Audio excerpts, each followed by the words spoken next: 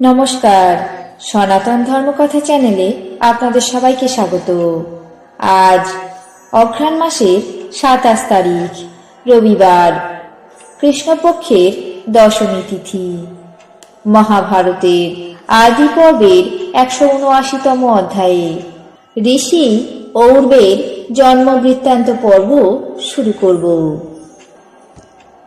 নারায়ণং নমস্কৃত্য নরং চৈব নরোত্তমং দেবীং সরস্বতীং ব্যাসাং ততো জয়মুদীরয়েৎ। ক্ষত্রিয় রাজাগণ ব্রাহ্মণীর কাছে চক্ষু লাভের আশায় প্রার্থনা করলেন। তারপর ব্রাহ্মণী বললেন, হে বৎস ক্ষত্রিয়গণ, আমি ক্রোধে তোমাদের চক্ষু হরণ করিনি। আমার গর্ভ থেকে যে পুত্র জন্মগ্রহণ করেছে সেই দিব্য দৃষ্টিতে তার বংশ এবং আত্মীয় পরিজনের নিধন দশা স্মরণ করে অত্যন্ত ক্রোধিত হয়ে তোমাদেরকে চক্ষুহীন করেছে। তোমরা যখন ভার্গব অর্থাৎ ব্রাহ্মণ মহিলাদের গর্ভের সন্তানকে সংহার করো, সেই থেকে আমি ১০০ বৎসর কাল পর্যন্ত এই উরুদেশে আমার গর্ভ ধারণ করেছিলাম। ভৃগুবংশীয়দের মঙ্গলের জন্য ষড়ঙ্গ সম্পন্ন বেদ গর্ভস্থ অবস্থায় এই বালকের মধ্যে প্রবেশ করেছে। এই বালকই পিতৃবধের কারণে ক্রোধে অধীর হয়ে তোমাদেরকে সংহার করতে উদ্যত হয়েছে। এরই অলৌকিক তেজ বলে তোমাদের চক্ষু অপহরণ হয়েছে। অতএব তোমরা তার কাছে বিনীতভাবে প্রার্থনা করো। সেই পরিতুষ্ট হলে পুনরায় তোমরা দৃষ্টি ফিরে পেতে পারো।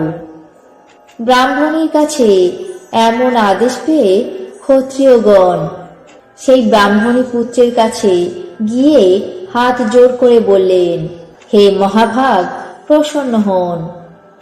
এই কথা বলা মাত্রই সেই ব্রাহ্মণী পুত্র প্রসন্ন হলেন। ঋষি বশিষ্ঠ তার পৌত্র পরাশরকে বললেন, হে বৎস, ওই বিপ্রশ্রী উরু ভেদ করে নির্গত হয়েছিলেন বলে তার নাম ত্রিভুবনে ঔর্ব বলে বিখ্যাত হয়। ক্ষত্রিয়রা নিজেদের চক্ষু লাভ করে সেখান থেকে প্রস্থান করলেন। পরে মহর্ষি ঔর্বের মনে হল যেন তিনি সকল লোককে পরাজিত করলেন।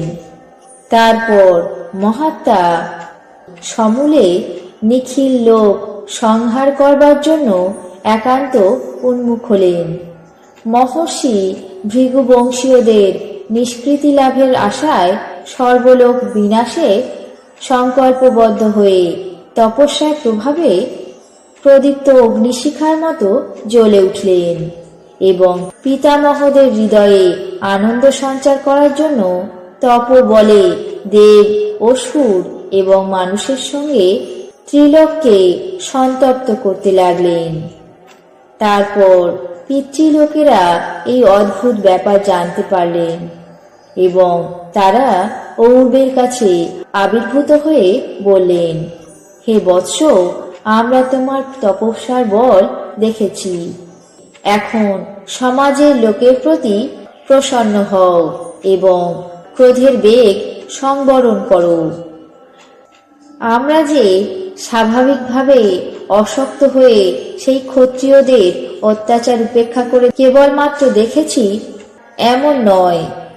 অতি দীর্ঘ জীবনযাপন ভোগ করার অপেক্ষা এই জীবলোকে ক্লেশকর এবং দুঃখকর আর কিছুই নেই। এই জন্য নিজেদের ইচ্ছা অনুসারে আমরা নিজেরাই ক্ষত্রিয়দের হাতে বধের উপায় অবধারিত করেছিলাম। আমরা কোপে বশীভূত নই, তবুও ক্ষত্রিয়দের সঙ্গে বিদ্বেষভাবে বদ্ধমূল হবার উদ্দেশ্যেই আমাদের মধ্যে একজন নিজের গৃহে সমস্ত ধনসম্পত্তি ভূগর্ভে নিক্ষেপ করে রাখেন ক্ষত্রিয়দেরকে কুপিত করাই তার উদ্দেশ্য ছিল। আমরা স্বর্গলাভের কামনা করি। আমাদের ধনসম্পত্তিতে কি প্রয়োজন? প্রয়োজন হলে ধান্যাধ্যক্ষ কুবেরই আমাদের প্রভূত ধন আহরণ করেন। যখন দেখলাম ধর্মরাজ স্বয়ং আমাদেরকে গ্রহণ করতে পারলেন না, তখন আমরা সর্বসম্মতিক্রমে এই উপায় অবধারণ করেছিলাম। আত্মঘাতী পুরুষেরা কখনোই পূর্ণ লোক লাভ করতে পারে না। এই জন্য আমরা আদ্যপ্রান্ত সমস্ত জেনে ক্ষত্রিয়দের হাতে প্রাণ বিসর্জন করেছিলাম। হে ভৃগু বংশাবতংশ ঊর্ব, যে বিষয়ে তুমি প্রবৃত্ত হয়েছ তা আমাদের অত্যন্ত অপ্রিয়। এখন তুমি সর্বলোকের পরাভবরূপ পাপাচার থেকে মন সংযম করো। সপ্তলোক ক্ষয় এবং ক্ষত্রিয়দেরকে বধ করবার কোনো প্রয়োজন নেই। উচ্ছ্বলিত ক্রোধের আবেগ তপস্যার প্রভাবকে দূষিত এবং কলুষিত করছে। শীঘ্রই তা পরিহার করা তোমার অবশ্যই কর্তব্য। আজ মহাভারতের 179তম অধ্যায়ে ঔর্ব ঋষির জন্ম বৃত্তান্ত পর্ব এখানেই শেষ করছি। বাকি অংশ আগামী পর্বে পাঠ করে শোনাবো। এখন জেনে নেব আজকের দিনের 12টি রাশির রাশিফল। মেষ, শুভ যোগাযোগ। বৃষ, কপটতা। মিথুন, অবৈধ সম্পর্ক।